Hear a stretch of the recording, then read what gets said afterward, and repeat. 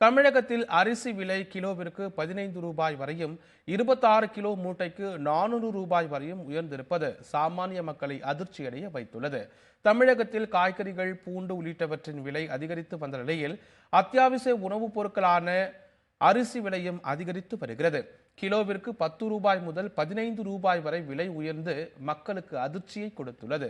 அரிசியின் தரத்தை பொறுத்து 26 கிலோ எடை கொண்ட அரிசி மூட்டையின் விலை 200 ரூபாய் முதல் 400 ரூபாய் வரை அதிகரித்துள்ளதாக வியாபாரிகள் தெரிவித்துள்ளனர்.